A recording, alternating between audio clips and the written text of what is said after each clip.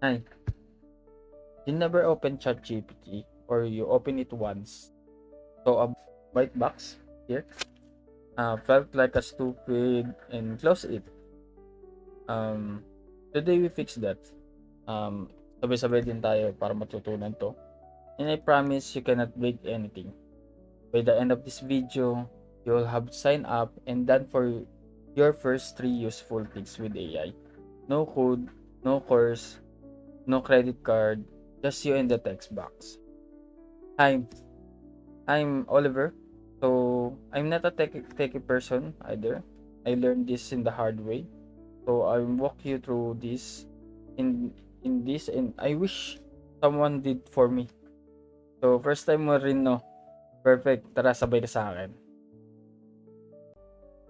Go to ChatGPT like this.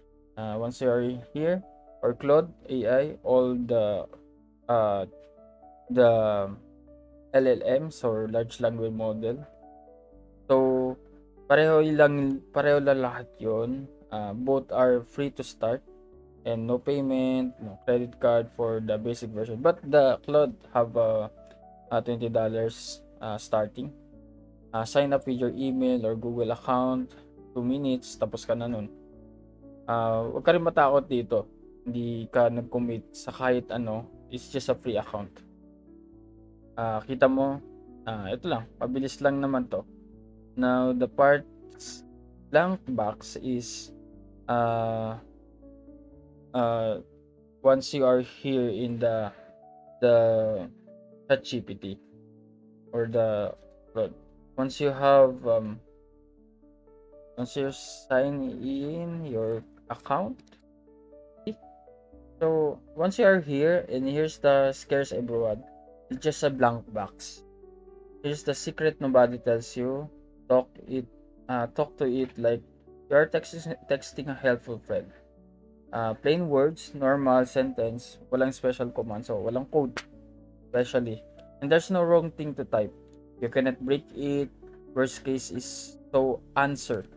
And I'll fix that for you in a step 4. Let's get you a real win.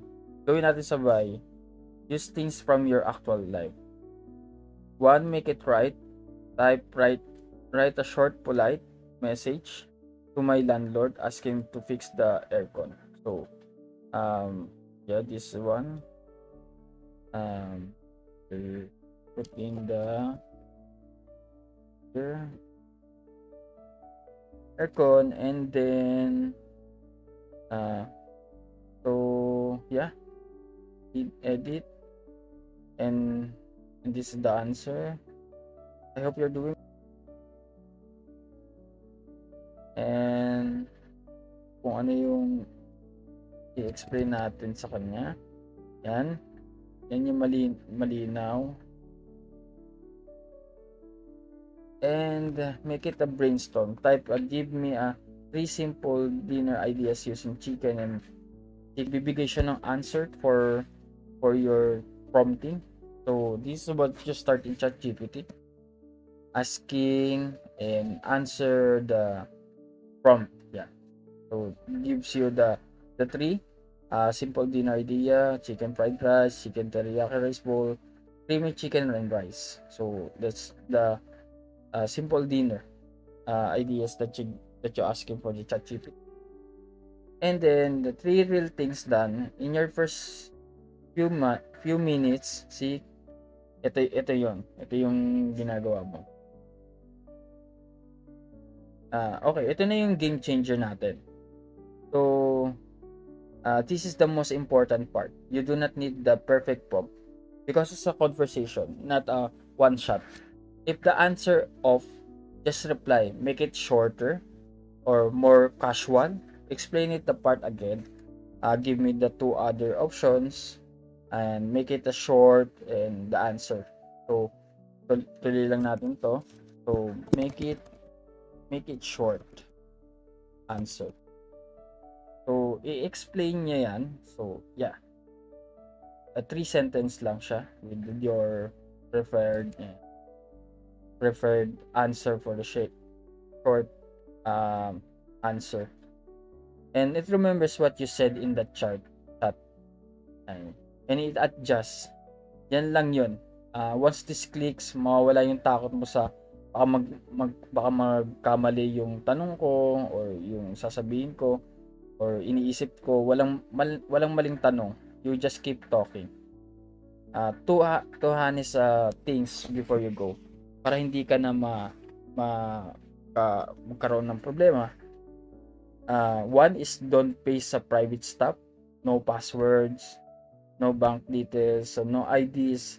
Treat it like a public. Big one, it can be confidently wrong. It sounds sure of itself even when it's making things up. So double check anything factual. Names, numbers, medical or legal. Wag ka basta-basta maniniwala. Bonus, new topic. Start a new chat. Fresh start para hindi siya malito.